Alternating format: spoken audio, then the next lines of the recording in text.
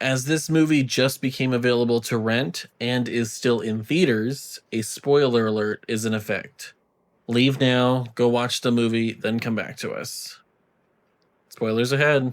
Paranormal investigators Ed and Lorraine Warren take on one last terrifying case involving mysterious entities they must confront. This week we watched The Conjuring Last Rites.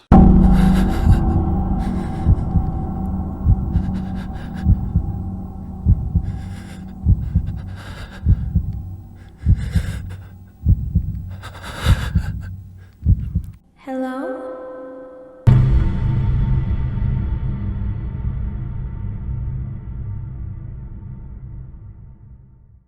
Oh, my Father, Son, and Holy Ghost.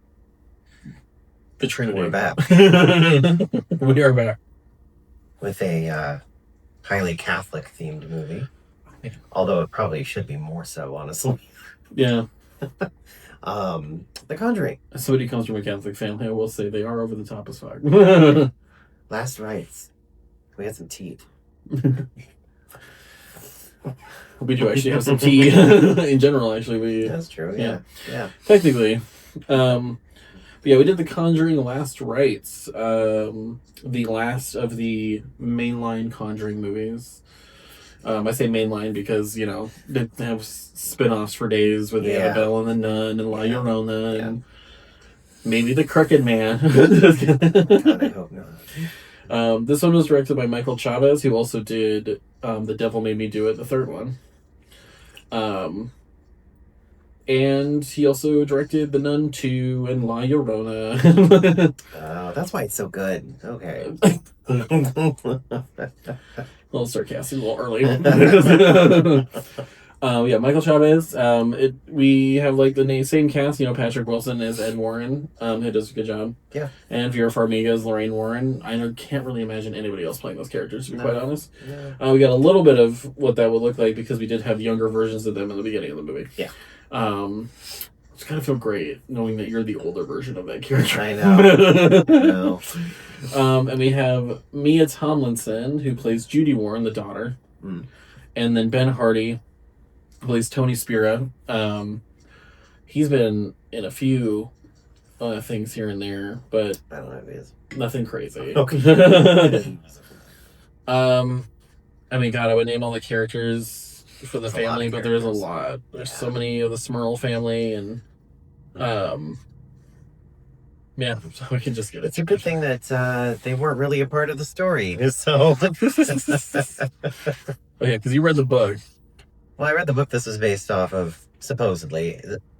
And, well, I mean, what they usually do in these movies is they take the name of the family that was in the actual case file. Yeah. And then they just go hog wild and have nothing to do with the actual case at all. Yeah, usually. One of the other books had somebody Smurl help publish it or whatever? No, the Smurls are in this, specifically in this case. I thought that the one like a dark place or whatever, there was like somebody Smurl was like on the thing, or one of the books had a Smurl on there. I don't know. But yeah, as usual, the case, this one, they truly made it all about them. This was all about the Warrens. Yes. When in actuality, this case had nothing to do with their daughter or... No, you told me she wasn't even in it. She had nothing to do with this case. The mirrors had nothing to do with this case. We'll get into it, but like... Yeah, we'll get into that too, because they also changed the years of a bunch of shit. They changed the years that the daughter was born. Like in reality. Yeah. Just to make it coincide with this case. That it would line up. Yeah.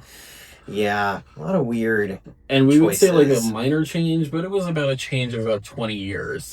Yeah, it was like a 20-year difference when the daughter when she was born. Yeah. They made some strange choices for this one, I think.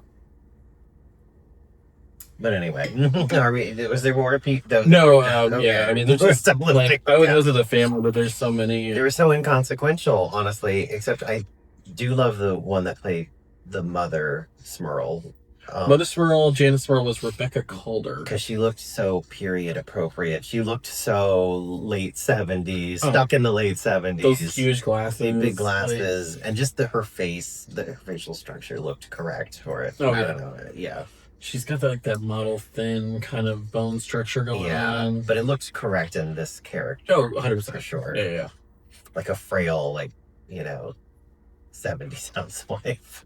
I mean, I guess I can also mention Steve Coulter, who played Father Gordon, just because he was also in James Wan's Insidious movies. He was in 2 as Carl. And he's been in The Conjuring 1, and he was, I think you see him in 2, and then he's in this one. Okay. Or in 3. I think he's in all of them in a small capacity. Another inconsistency with the book, which we'll get to later. God Squad. Just Father Gordon did not do what he did in this. It was a cool shot, though. Yeah, we never see Father McKenna, which is weird because he was the one that mainly helped out with this case in most of their cases, almost all of the Warrens' cases. He was.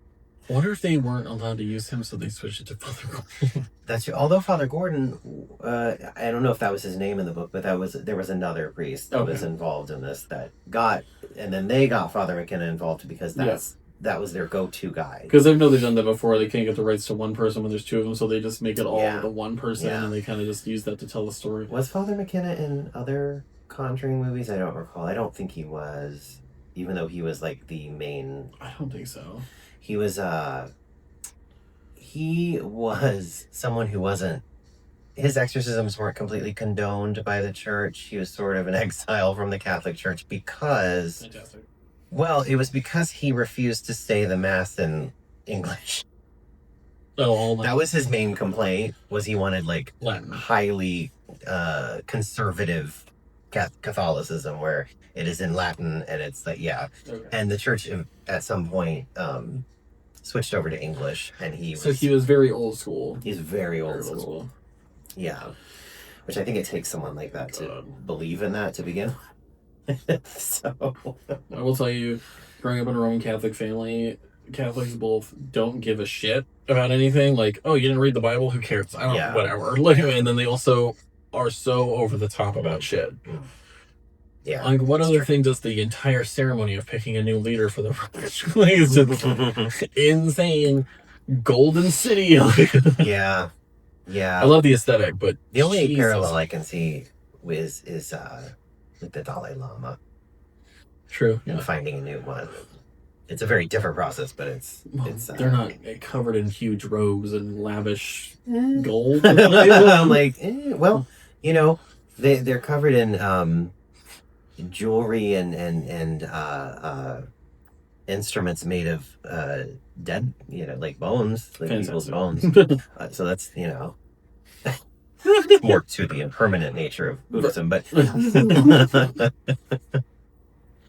nonetheless, they have a kind of a parallel structure of hierarchical things that I'm not crazy about. But at the same time, at the same time, it is Buddhism, so it's a little more benign in a way.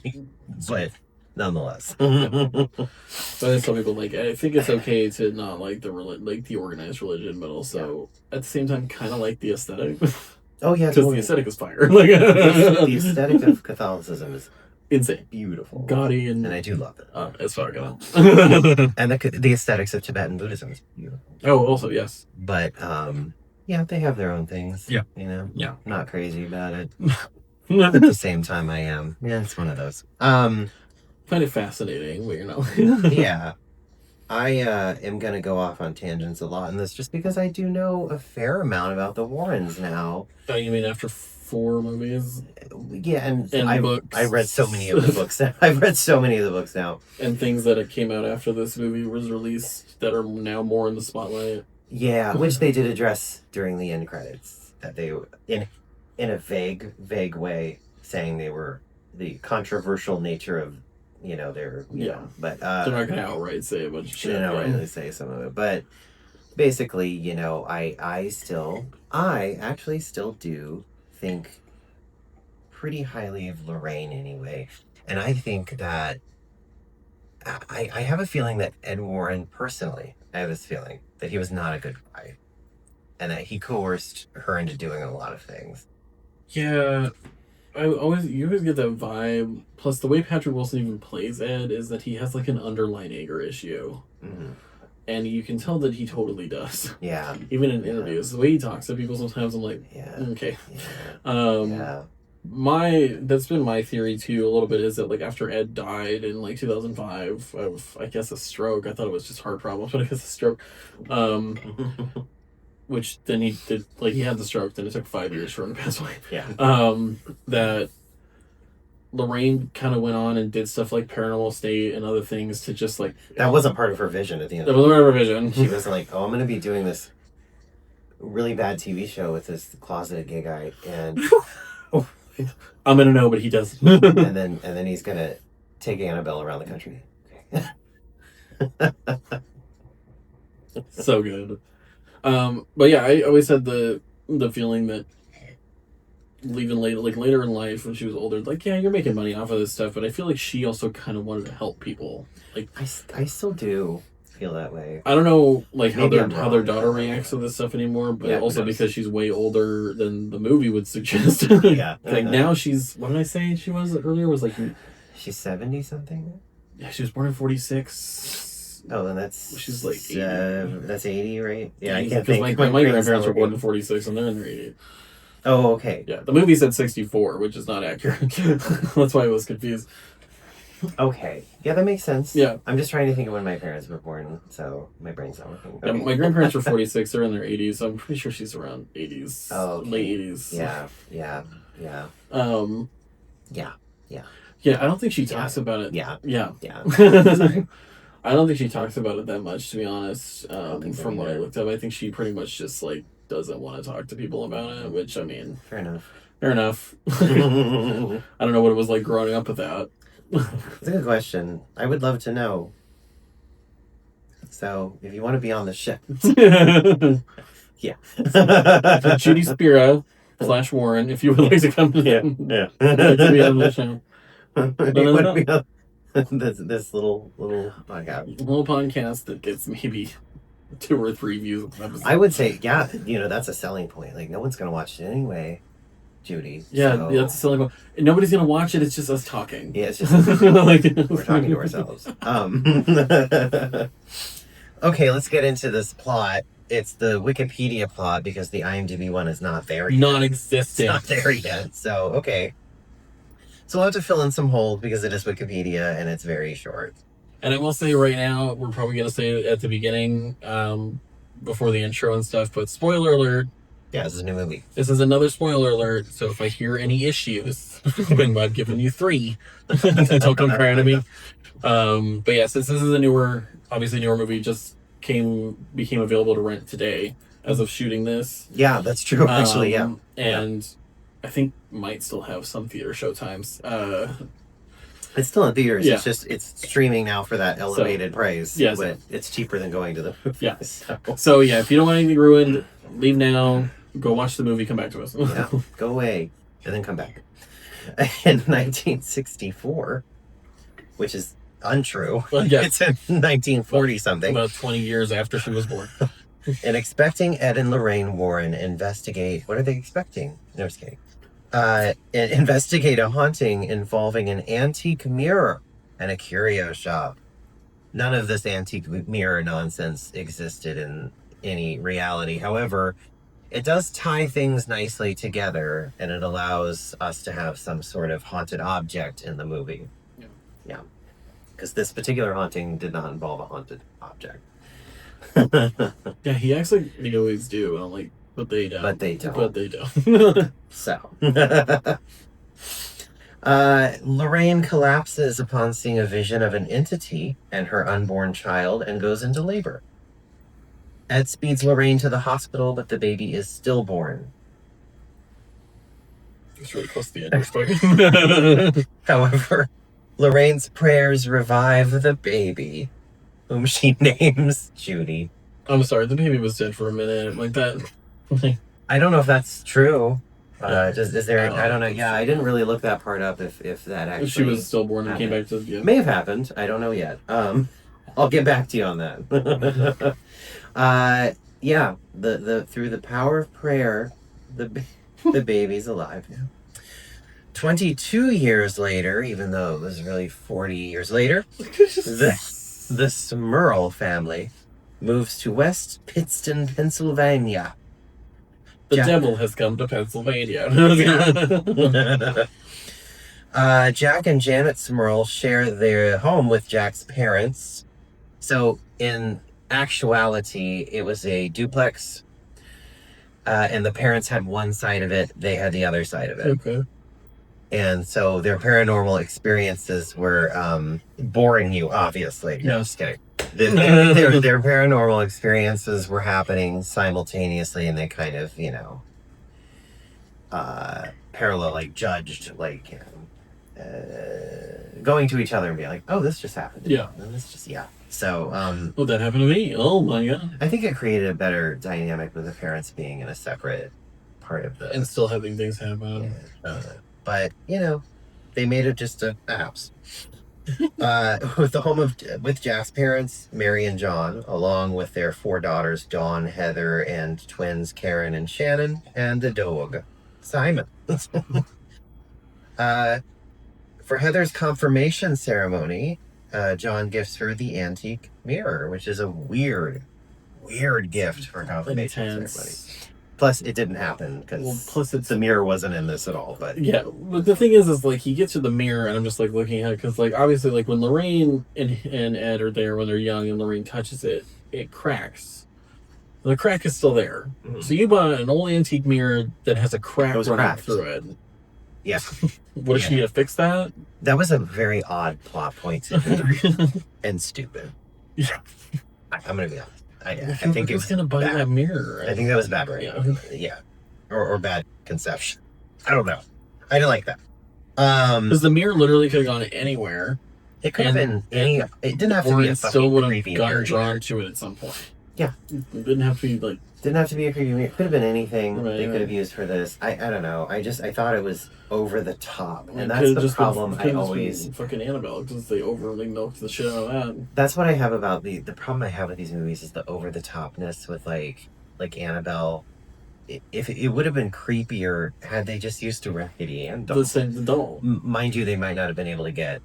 I don't know if there are rights to that, if that's a copyrighted, or if it's like past that point, or I don't know. I'm pretty sure, like the Annabelle doll, whichever company makes it, probably didn't want their dolls associated with them, even though you can see pictures of the real one everywhere. Yeah, and it is just a Raggedy Ann doll. Okay. Quite menacing. I think it's more menacing than what they made, but same thing with the mirror, over the top, not necessary. That's my point. So it was during the daughter's confirmation. The first thing that actually happened to the family was the lighting fixture fell down on them when they were. Well, the candle got blown out of the cake, and she blamed her sister. Oh, that was the first thing. That was the very first thing. And then, the fluorescent light in the kitchen fell off the wall and ended up smacking her in the head. Yeah. Which was the first thing that they noticed in the actual haunting was the light that happened. Yeah. It was attributed to the fact that it was her confirmation, and when girls are getting puberty, demons come. Wait, is that not true? They're vulnerable. Is that not true? The whole she's gonna attract bears. Yeah.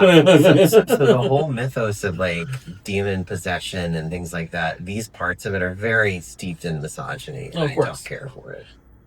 I have a big problem with demon possession. I don't. Sorry, old Christianity and Catholicism not being sexist?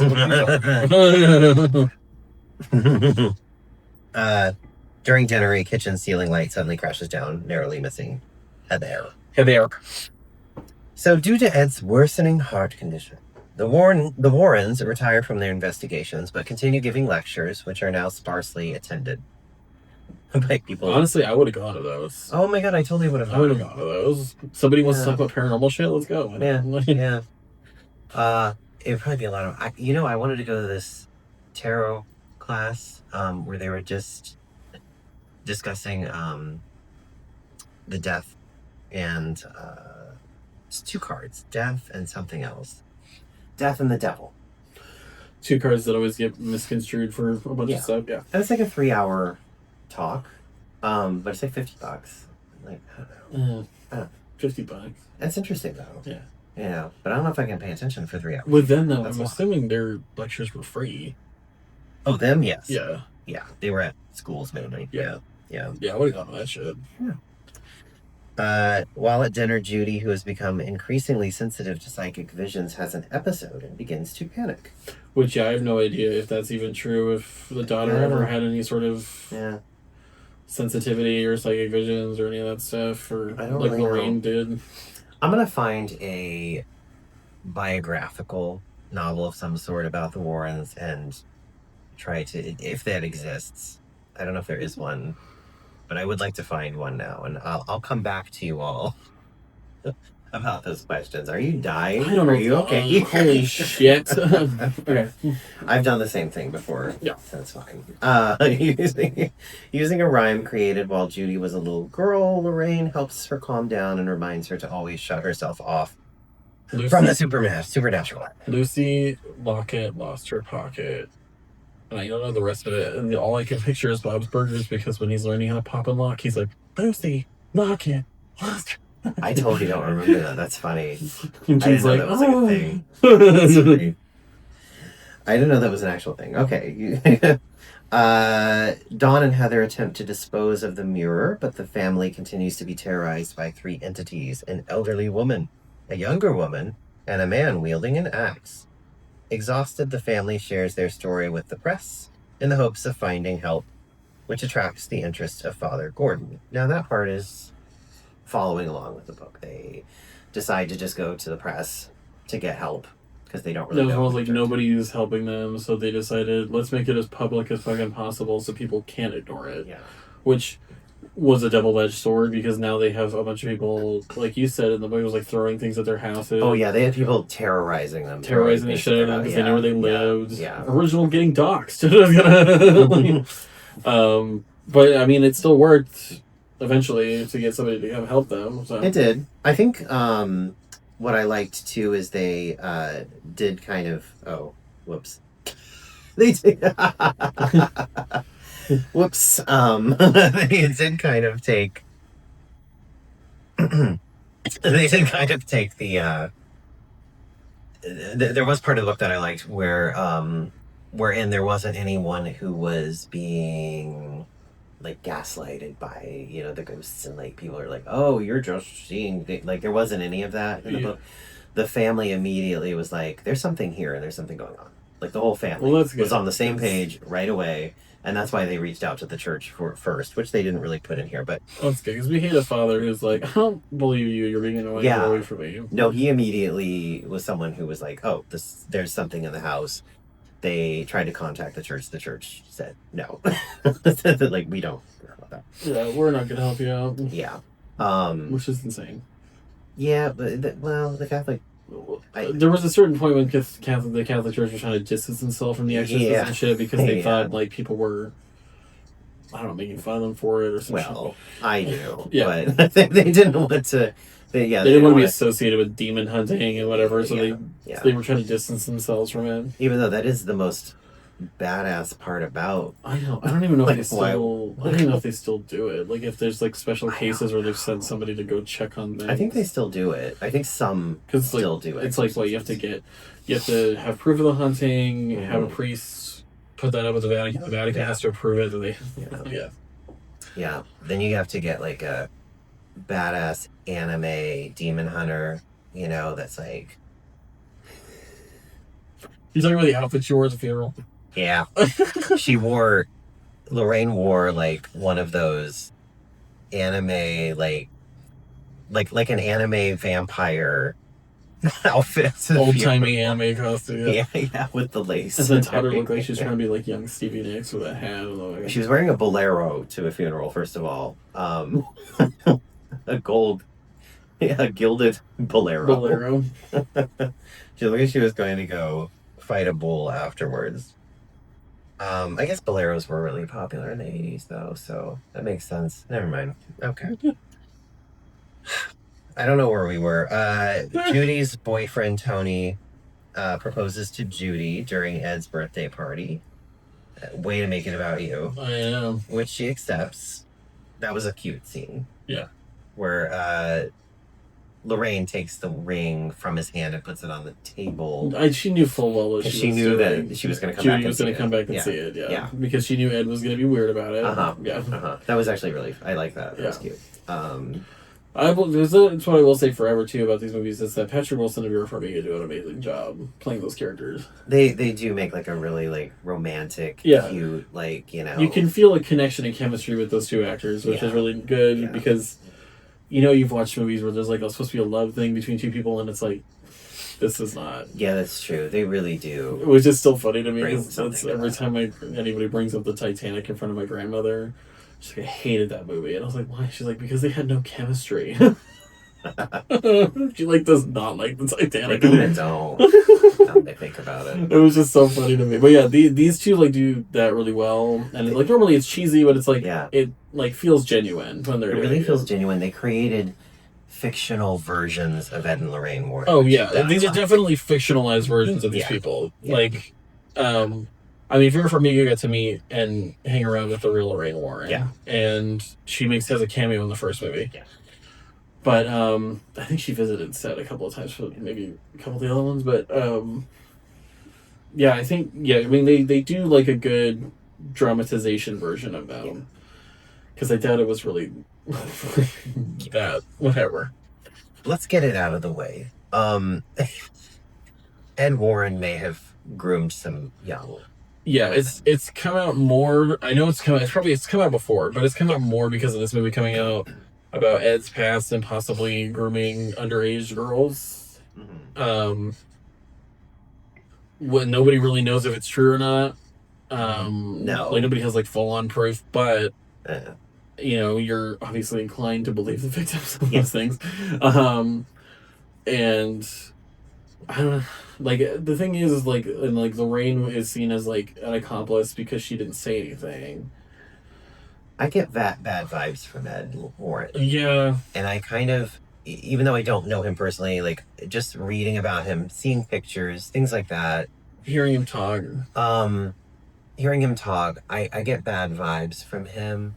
And I feel as though, but I get wonderful vibes from Lorraine. And I feel like, possibly, and this is only my opinion and has no bearing on reality or the cases that may or may not have happened.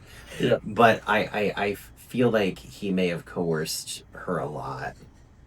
Yeah. And really like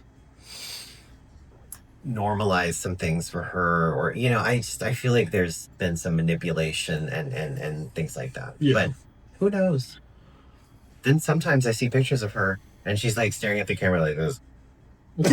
So I'm like, I don't know. Maybe. Maybe she was pure evil. I don't know. I always got the feeling when she got older that she really just wanted to help people, but I do as well. Yeah.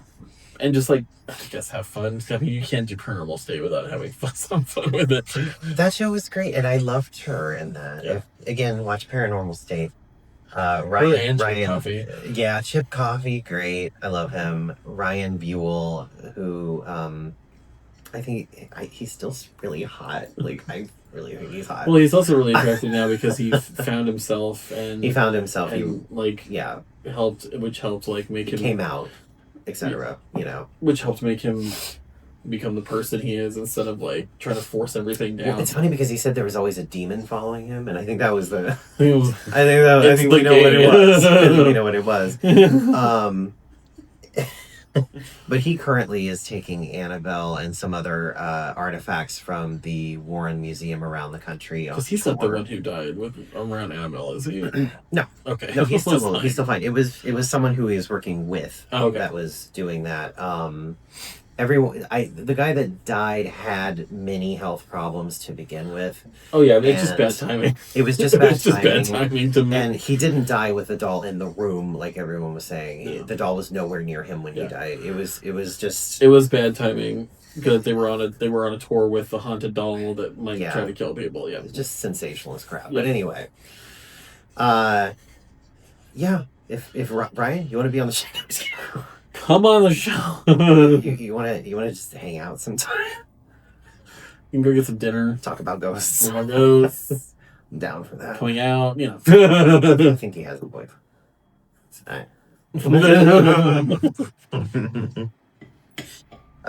Where are we in this whole thing?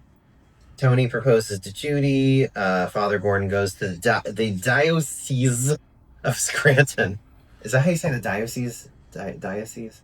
Yeah, diocese. Diocese. The diocese. It's the diocese. The Diocese of Scranton to seek help for the Smurls. The Well, Smurfs. I keep reading Smurfs. They kind of skipped over. He goes to their house first. Yeah, he goes there first. Without the church's permission, tells them the church has no idea that he's there. Yeah. But he wanted to, like, he heard about what's going on and wanted to help. Yeah. And, of course, like, Ed and Lorraine are like, we're done. We don't really want to do any of that because it's just, we need to be done with it. And, like, he goes to help them, and he does, like, a quick blessing of the house, and then he notices his holy water is, like, smoking and boiling and catching on fire, whatever. Yeah. And then, he goes to the diocese to seek more help for them. The demon attacks Gordon at the diocese and induces him to commit suicide. So, like, while this didn't happen in the book, no, it very much did not. The way this is filmed is really crazy. It was good. And it kind of reminded me, it's like the office scene in the Conjuring 2, whenever the nuns picture and, like, the music. They have, like, those moments, and, like, it's just, like, it's like the second the cord on the guy's, like, floor buffer, like, hits the wall, that noise, and then everything just shifts. And, like, that's cool. Yeah. And then she's gone at the desk, and the room just starts getting dark. Towards him. It's a good scene. It's a good. The way they do it is really good, and the way they filmed him jumping off the balcony to hang himself. Which we might put a warning. Yeah, we'll do that too. Suicide warning. But the way they film him hanging himself was also a really good shot. A little bit of CGI in there, but it was a good shot. Yeah. And it's not new. I mean, they do that shit in The Omen. Yeah. The Omen, when they have the maid in the beginning come out, she's like, Damien, it's all for you. Yeah. And she jumps off the building with a noose and she slams into the wall and dead, whatever. It wasn't necessary, first of all, because of that. Yeah. It's been done. And it still looked good. It still looks good. Yeah. Didn't happen. Yeah. In the book. Father Gordon died. He did not die. I mean, he died at some point. He was old, but he didn't die. He didn't die from that. He didn't do this. Yeah. He in fact ended up talking to Father or something McKenna. He wasn't Father. He was something. He was whatever step above. I don't know what the hierarchical nature of this Catholic Church is. It's not a deacon, is it? No, it wasn't that. It was because there's Cardinal. It wasn't a cardinal. It wasn't a cardinal. It was below that. Fuck. I don't know. Somebody who went to fucking First Communion and shit, and I can't even. Anyway, he was there for something McKenna. They just called him Father. Yeah, but they called him something else at some point. Yeah, I can't remember though. I know. But anyway, he actually got him to convince the Warrens to help out with this case. He didn't die there. He got the McKenna guy to actually help. Because actually, in reality, McKenna is the one that... Bishops are right above priests. Oh, okay. It's a bishop, then it's an archbishop, then it's a patriarch, then it's a cardinal, then it's the pope. I guess it was a bishop. Yeah. McKenna. He was kind of dressed like a bishop. Yeah. But I already discussed this earlier in the episode. But, McKenna was the one that actually helped them on all their cases. He was known to the Warrens, and they talked, and then they were like, "Oh, let's get the Warrens to help out." Was he the one in Father Gordon's funeral in the movie? I don't know. Maybe. No, that was not him. That was someone else that talked to him. That was somebody else. That was someone else. That's why they're calling him Father, because I think he was also just a priest. You're just a priest. At Father Gordon's funeral, Judy learns from a vision that he died while investigating the Smurl's haunting. She secretly leaves for Pennsylvania to investigate, and Lorraine has a vision that warns her about Judy. I feel like this is skipping things, but let's skip. Ed, Lorraine, and Tony are led to the Smurls, and Judy convinces her reluctant parents to help. Well, yeah, they're not led. They're like Judy full on leaves, runs away, goes to the house, and Lorraine feels like something's wrong because she has a vision of the locket with Judy's picture in it going into the sink with the blood and everything, and she's like, something's wrong with Judy. Yeah. A la Shining. A la The Shining. This time you mentioned it, not me. I mentioned this. Take a shot. And then, yeah, Tony's already at the door, and he's like, she's like, where is she? Where is she? Where is she? And then they immediately go to Pennsylvania. Yeah. Yeah. Yeah. Which I will say, there are two, that one shot comes later, but the one before that, when originally the Smurls are going through all of the press and shit, the shot of, like, zooming on the TV, and it's like the devil in Pennsylvania, and then it like switches to another TV, and it comes out, and then it goes to a news article, and then it goes in, and it goes to a TV. Like, those shots and edits are really cool. The way they kind of just did that montage of that was really cool. Do you know what another good scene was? When the kids were playing, and then she was on the phone, and the phone cord got yanked into the pantry. Yes, good scene. That was very good. I liked that. That set me up, and I thought this was going to be a good movie. Because like I didn't think it was all bad, but like no. Yeah, because it's got the long, like, 80s, like, phone cord shit. Yeah. And then, great. Like, she thinks the girls are tugging on it, but it's going into the pantry, and the pantry, like... And it's so weird, because then you think, like, oh, that's unnatural. Because the pantry, with all the lights that are on, should not be that pitch black. Which means something unnatural is happening. Yeah. But yeah, that was good. And it was a good, like, kind of fisheye sort of situation with the camera. I love that. I really liked how it the way it does that was good. Is like they took a fan apart and put it on the thing and had it on the rotation and just going, they do that in one of the Paranormal Activity movies where they literally do that. That's funny. Where they take it off and they have I don't think they did rotating. That no, but like they do it kind of like it's doing that back and forth. But the way that this shot is set up is you can see the living room, the pantry, and the stairs where the girls are running. So it's all this wide angle. Yeah, it just makes things look distorted on the edges, so unnatural, and it makes it gives you a weird version of the space you're in. Yeah, because it just doesn't feel like it's natural. Yeah. I always get lost every time I go back to this. I'm like, I don't know where the fuck I was. Tangents. Lorraine discovers that there are 3 spirits in the house of this is the only part that's from the actual case. And I kind of wish they would have done more with those 3 spirits. I feel like they didn't do a lot. See, here's my problem with the whole movie. They were focusing so much on completing the series and wrapping it up and involving the daughter, involving Annabelle, they were focusing so much on that the actual case, the Smurl case, was really diminished to almost nothing in this, and I didn't really... Literally, you only really see the man with the axe. Yeah. Twice. Yeah. And you only really see the grandmother. Yeah. Those are, the main ones you see. You only see the younger woman whenever she gets hit in the head with the axe in the basement. Mm-hmm. And it's like, I want to know what their story is. You told us what happened to them. Yeah. But then you said the demon's hiding behind them. And it was like The Conjuring 2. We still got a lot of Wilkins, the original ghost story. Yeah. Even after the demon was got to know who he was, and that he really was just being used as a pawn, and he wasn't a bad person. Yeah. And it's like, those people might have been bad people. Obviously, the husband killed the wife with an axe and whatever, and the grandmother. But it's like, what is that story? This was about like she was, because the house was full of anger. So yeah, she was saying that the demon was latching on and using the negative nature of the deaths. Yeah. To create to use these energies and ghosts as bad things to attack pawns and stuff to attack people. Yeah. Which was the only thing that was really from the book. The husband who had killed his wife and her mother in the basement, but they were being controlled by the demon because the woman had an affair or something and caused him to go crazy and kill him. So yeah, she had an affair, he went crazy, and then they locked themselves in the basement, and then he got through, and then he killed him with an axe. Yeah.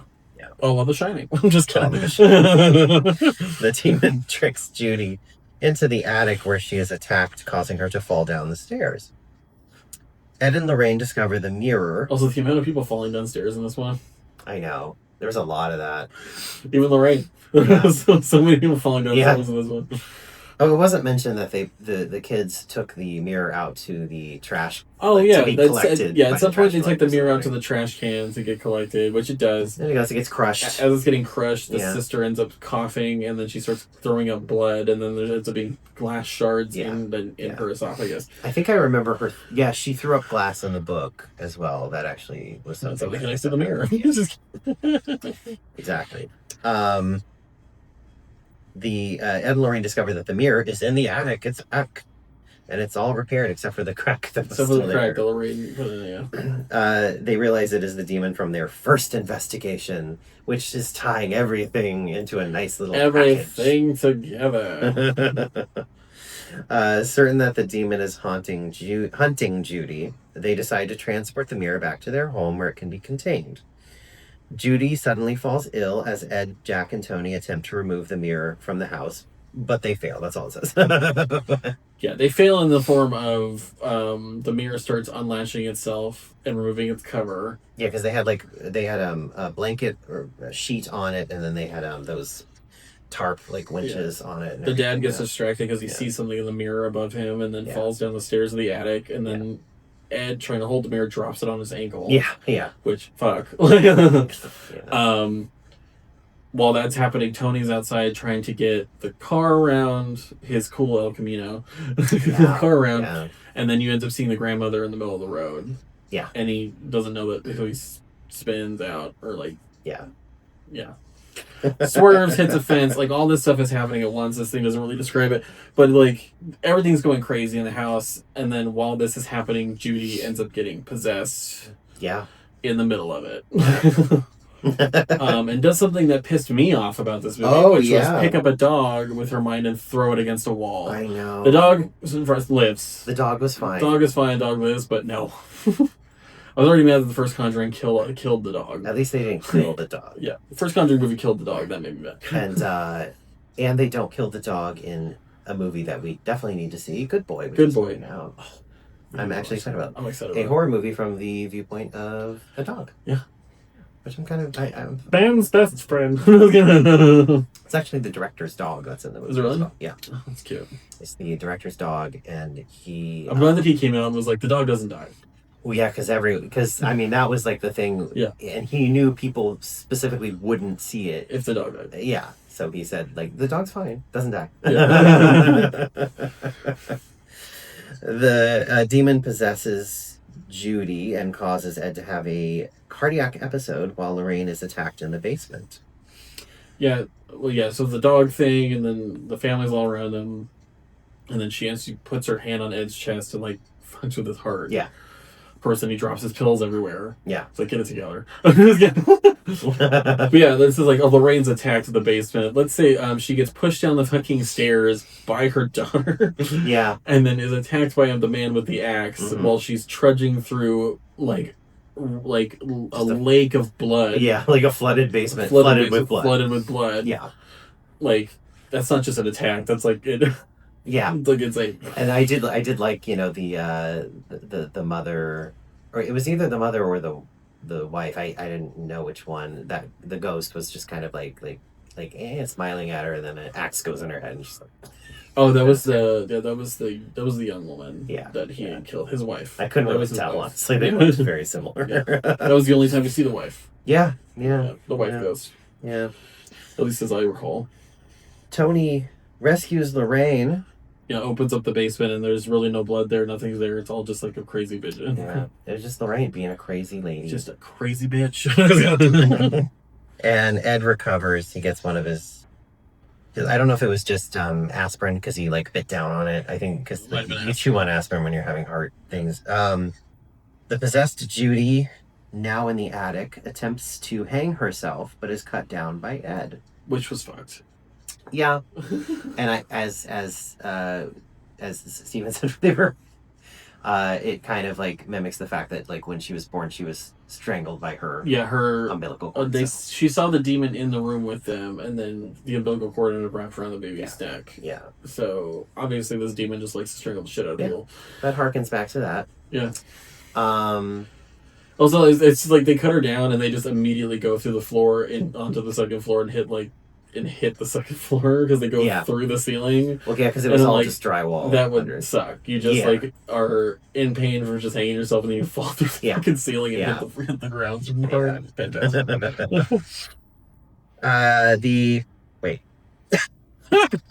Lorraine uses a prayer to revive Judy, which I mean, kind of, and the demon attacks them. They see that, but Tony was also doing CPR. So Ed and Tony were doing CPR. Ed was doing CPR, then he started having a heart issue, and then Tony had to take over. And it was one of those moments where it was like, Ed was like, "This is my daughter, I'll do it," and then he has it like, "Oh, Tony, you have to help now," and then it was just very passing the torch. Ed is unable to exorcise the mirror. The mirror is like flipping around and spinning super fast. And Lorraine resolves to tell Judy to embrace her psychic abilities. Because originally she told her to shut it down and run. Yeah. And now she's like, no, use it, face it. Fight it. Yeah. The mirror is like scraping down the hallway, pushing things out of the way, and Tony's head up underneath it. First his leg gets caught and his leg gets like fucked up, and then now it's his head. His head as he's getting dragged down the hallway. Yeah. We've all been there. We've all been there. When a mirror drags you down the hallway because the demon's going after your family. Yeah. Relatable. With Judy's help, the Warrens destroy the mirror. Yeah. So basically, they through the power of Christ. You are not there. You are not there. Oh, because they stop believing in it, it goes away. Yeah. The Smurls live in the house. Oh, then it says the Smurls live in the house for 3 more years without further hauntings, and the remains of the mirror are kept within the Warrens Occult Museum. In reality, there was no mirror. There was no mirror, first of all, and the hauntings, they kind of never stopped. They kept having things happen to them. They eventually, but it was more benign. It's like little stuff. Which I think it was just the actual ghosts were still there, not still the thing behind it, or the energies were still there or something. And I just refuse to believe in demons, but maybe one day I'll have an experience which will make me believe in them, but I don't. Which is weird when I can believe in spirits and energies, but not. But demons on a whole different level. You can have bad spirit, bad energy, but that doesn't mean and demonic. It's tied specifically to a religion. Yeah, it doesn't mean demonic. Whereas spirits are not tied to a specific religion. And again, bad energy, bad spirit. My thing with that is if you have a negative spirit energy in your house, it's probably because that person maybe died in anger or there's or murdered or there are negative energies and there are negative which is also in there. I think there are malevolent entities. Yeah. Well, it's which is different thing than demons. Yeah. Well, it's that's a whole running thing in even Japanese horror and ghost stories is if you take The Grudge, it's the reason these are evil spirits is because they were killed in anger and in a horrific way. So they come back vengeful. And are just pissed.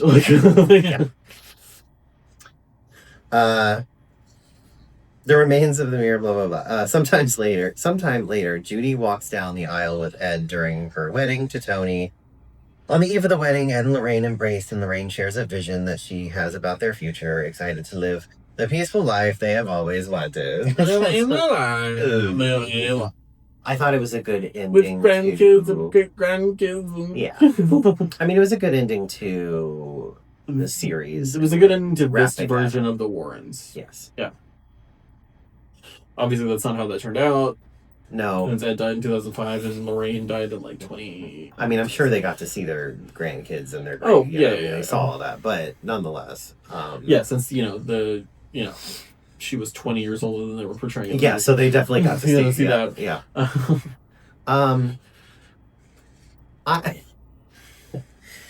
I will say I did like the way it wrapped it up. I didn't like the movie. It was alright. I wanted to. I felt like the way they made the demon grandma look and the face was a little on the nose and a little little TikTok horror face. It really was. It and really not just was. like what a demonic face would look like. The ones where they were showing them in the mirror with just like the glowing eyes and stuff looked more like demonic faces than whatever TikTok face they gave her. They like, really did that. Yeah. With like the teeth and the smile and the eyes. I was just like, that's too much. Yep. The other part that was too much was the fact that like Annabelle was a huge part of this movie again for no fucking reason. Yeah, we didn't mention that in this, but Annabelle grows like she's like in a room and then starts moving and like grows into like a fucking 50-foot version of Annabelle that walks down the hallway at her. Yeah. With the face, and I was like, you barely see it anyway.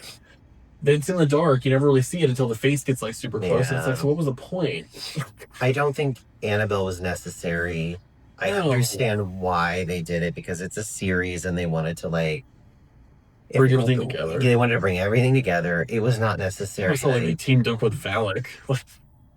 I know. Right? I don't understand.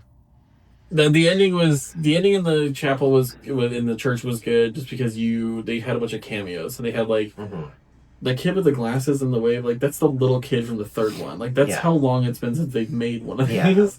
Is he's like that old now. And then they had the family from Conjuring 2 was there, at least part of it. And then Faye Fredrickson, who was one of the little girls in the first Conjuring movie, along with Lily Taylor, who was the mom, was there. And then James Wan, who directed 1 and 2, he's in the audience there. Yeah. So like it was like cute cameo thing. Like this is the end of the series. This is like the end of the mainline Conjuring movies. So we're doing this. Yeah. If that was the extent of what they put in of like all of the other movies, that would have been fine. Would have been fine. And they could have, I don't know. I think it was hokey. I think they did it in a hokey ass manner that I did not like. You don't need to keep overusing Annabelle, especially when you have a story that's already creepy enough. It's like they had a story. You don't need to add that crap in just as fan service. It's stupid. I'm sorry. It's not superhero movies. These aren't superhero movies. It was like that's the problem I have with all of these movies in general is they're trying to create the MC. They're trying to create the TCU, the Conjuring Universe. The Conjuring Universe, and I hate it, honestly. It's just like, you don't need her in there. No. No, I didn't care whenever they showed Judy have a vision of her in their home, because that's where the doll is. That's fine. And maybe like she hasn't been there in a while, so she's like having like a moment. The first her seeing Annabelle for the first time in this was fine. Yeah. If they had left it there, I would have been fine with it. Yeah. But we didn't need the miss me on the wall, like, oh, and she's like, it's Annabelle, and it's like, that's not the first demon they dealt with, though. So why is Annabelle here? Like, what does she even have to fucking do? What does she have to do with anything? It's stupid. Anyway, the mirror just gave me also like Oculus vibes. Well, do you know what's so funny is like I was expecting the fucking Oculus mirror to be there. And like, let's tie this together with something entirely different. Why not? It's in all of Mike Flanagan's movies and shows. Yeah. Anyway, I guess that leads us to the trivia corner. I will say that there's not a bunch on this because it is a new movie. That's true. I almost want like Ed and Lorraine trivia now. Stated to be the last movie of the Conjuring series with Ed and Lorraine Warren. They're saying that other Conjuring movies can still be made without them. Obviously, because they can do spin-offs for fucking days on whatever they've added into these as, like, hokey shit. The chilling story of the Smurl family's alleged haunting was also dramatized in the TV movie The Haunted in 1991.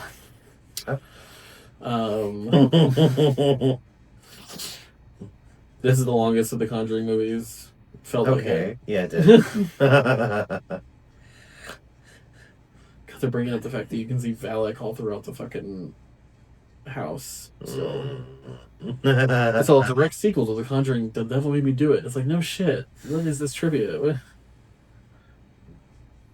Oh yeah.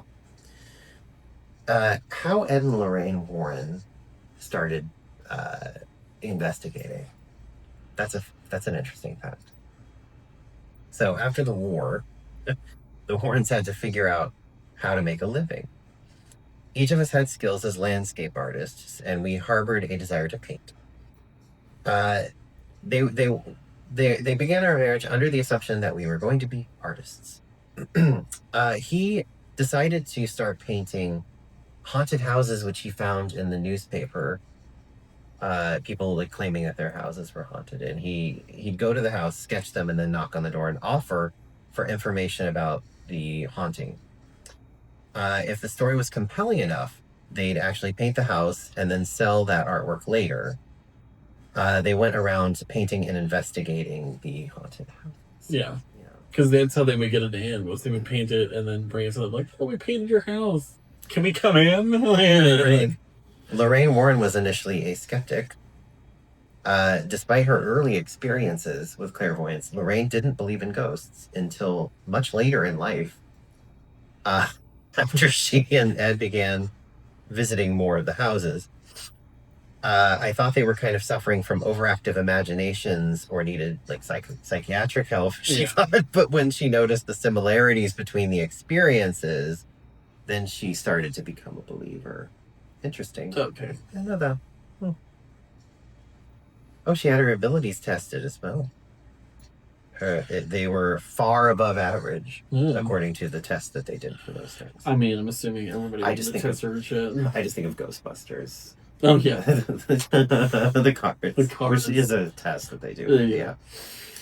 There really isn't that much trivia on the movie. Yeah, there isn't, One of the trivia things on here was something stupid like, the girl who plays their daughter, Judy, Mia Tomlinson, is really good friends with Dua Lipa. Like, why is that trivia for this movie? Like, who gives a shit? I mean, great for her. That's so funny. They didn't bring out fully... One other one that I wanted to bring up, because I really loved the way they filmed it, is the scene where she's trying on wedding dresses in the mirror room. Yeah. I loved the way they filmed that. It reminded me of The Watcher in the Woods with, like, the mirror section, and she's, like, the mirrors crack and everything. And yeah. It's, like, a whole thing, and I don't know what it is, like, from, that you're not supposed to have mirrors face each other. That's, like, a weird thing. Yeah. Because it opens up a doorway or something. Portal, doorway, whatever. So like her being in just this room that's literally like a closed room with mirrors all around you that just make multiple of yourselves. Yeah. It just looks so cool. And I love that originally when she sees something wrong, it's not like right in her face. It's like very far in the background. One of her reflections is still standing up. Yeah. Yeah. It's like... That was good. Could have been unnoticed for like a second. Yeah. And that's very James Wan. Yeah. Adding something subtle into it, which I thought... Well, I also like the way that was he's severely unsubtle with some of the movies. Oh, sure. Well, and then like he didn't do the last two, so it was Michael Chaves. Oh, I know, but like he did the first two, and they were overly non-subtle with like the decor and like. Oh yeah. It was like he distressed the shit out of that house. Like, yeah. Like he does camp good, but then he also takes it to a level that's not great sometimes. Yeah. We still need to watch *Malignant* because that's talking about campy as fuck. That movie gets insane. Huge choreographed fight scene in a police station, fucking crazy. With Zoe Bell, who was Uma Thurman's stunt double on Kill Bill. Oh, okay. Oh, Zoe Bell. Yeah, I knew that. Love her because she was in Death Proof. Yeah, love her. She's amazing. What's not amazing is this movie to me. I want to give it 2.5 or 3. I'm going to give it 3 axes to the head. I was literally about to say that. I knew you were going. God damn it. You did that to me last time. I did. So you have to come up with something else now.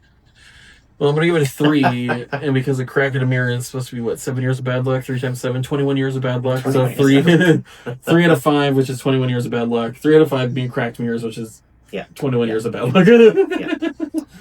Yeah, 3. So I was thinking 3 because it's not terrible. It's still good. It's just not great, and it has moments that could have been way better, and there's just certain things you could have played off more and like done better, and you could have cut Annabelle out of completely. You did not need her.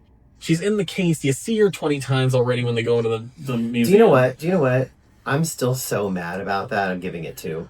I'm so mad about them adding Annabelle and all the bullshit they added into this that just made it not interesting or scary. The thing that's pushing it to 3 for me is the cinematography, because that is true. There was another shot. It was the shot outside after he crashes the car. Yeah. The camera goes up above the house and then to the other side, and the door opens and it goes through to Lorraine. So it's like this weird transition. It was so cool. Here's what I'm going to say. I didn't like that because it was CGI. It wasn't like I it wasn't a was drone. CGI. It wasn't like anything like that. It was I CGI. still love that. Is it a camera shot then if it's CGI though? I actually don't know. I don't think it's a camera shot then. I don't consider it cinematography. It was a CGI'd scene. Because what if they did do part of it with a drone? They might have done a little bit of it. Yeah. But it was very CGI'd to me, and I didn't care for it. I'm giving it 2. I didn't say you had to give it 3. I'm giving it 2 stars now, just because, or stars, 2 axes to the head, because I'm so mad. I'm salty about this. So it wasn't even really, it wasn't really that. It was the cinematography of the mirror room. That was good and the way they lit certain scenes and how they used, because they did a really good job using shadows to fuck with you. Mm-hmm. And one of them was right in the beginning where it looks like there's a guy standing in the corner, and there was, but it's like, is there not? You can't really tell. That she flips on, and of course it's even scarier because it's a poster of John Wayne. Yeah. But oh. But I love it when people and then like the pantry where it's like it shouldn't be that dark in there because there's lights on, but this is unnatural. Like I love it when people play with lighting and how they film something. Yeah. Like the fisheye wide angle in the kitchen, making it feel weird and uneasy, and I agree with you 100% on that. That's the only reason I'm giving it 3 because I except for the drone shot, which was too CGI. I'm pretty sure it was mostly CGI. But none of it can make up for the huge failings I found in this movie. Oh yeah, well, and then the other thing that you have is you read the book on top of this, so it's like the actual. And it's okay. I read the book, and then I've read almost all of their books, and I like quote unquote actual story. Yeah, exactly. I don't know. I just feel like, I don't know. It kind of. Yeah. I'm gonna leave it there. It's 2. No, your opinion is valid. Know that your opinion is valid. Yeah. So. But mine's better. Just kidding. Just kidding. So we would love it if you subscribed, liked. Yes, please like, subscribe, watch our other videos. I think, God, to be honest, like our last video, we did got 2 views on it. Do you know what I'm gonna say? Watch that French movie, Mads. And then we did do an episode on it. Yeah, we did do an episode on a French movie, Mads. It's incredible. It's on Shudder, right? Yeah, it is on Shudder. It's a Shudder original. I think you can find it other places, probably Amazon or Renza. But it's incredible. Mads. And we literally only had one person watch that video. Yeah, we have one view on that. One view. That was such a good. It is an incredible movie. I do a thing on Instagram, and I used to do on Facebook and stuff, but I don't really use Facebook anymore and all that. But I've been doing my 31 days, 31 horror movies thing, and I've been trying to stay away from some of the movies we've done and some of them that we're going to do a little bit just because I don't want to, like, overlap a little bit. But I put Mads on that list at, like, number 2. Yeah. And it's like, the numbers they're at are not a ranking of the movie. Yeah. But it's on the list because it's an incredible movie. So, like, go watch that episode. And this is episode 41. Wow. You have 1 through 40 to get caught up on if you want to. I know, like, the beginning ones were only audio, so it's not like whatever, but I mean, we just do this for fun. We're not getting paid to do it or anything, but it's fun to engage. I mean, we'd like to engage with the people watching the episodes, and if you have questions for us or if you just want to have something for us to read on air about your opinion on something, like, let us know. You're not getting paid? And the Instagram is HorrorLegendPod, and I post like what movie's gonna be next. Mm-hmm. Sometimes I'll post like little things that are coming out, like, and little trivia things. Like they just announced that they're making a second Invisible Man movie based on and they Guillermo del Toro's Frankenstein's coming out soon. I did a couple posts about that on the story at least. That's not a horror movie technically, he said. Yeah. So but it comes out on November. I'm so excited. Guess we can't do that one for this, but but yeah, I did watch Rocky Horror last night though. Oh, you did? Yeah. The first time in a very long time. It wasn't that long. I think I gave it like a 3.5, but I watched a movie called I thought you were gonna say Rocky Horror. I would fight you. 2 stars. No, I'm just kidding. I forgot what it was called now. That's gonna bug me. But it was a movie that had Maika Monroe in it from Long Legs, and and it was a woman who had to move to Romania with her husband for his work, and somebody starts following her, and there's like a serial killer on the loose in the city too, and it's like really weird and like It was good. It was that classic, like, husband thinks she's crazy Right. type of shit. But she did a really good job. That's cool. I feel like she's an underrated actor. She's really good at Long Legs. Yeah, she was really good at So good that. at Long Legs. And she was good at It Follows. It Follows had to grow on me a little bit because I did not like it the first time I watched it. I liked it. But the second time watching it later, I was like, okay. Yeah. I was like, yeah, I get it. I mean, I knew it was like, a walking STD, but like, but like, so I got that. But I get why people liked it. The second time I watched it, I was like, okay, yeah. So, we will see you next time on this fun and until then, goodbye. Goodbye. Bye. Bye. Get out.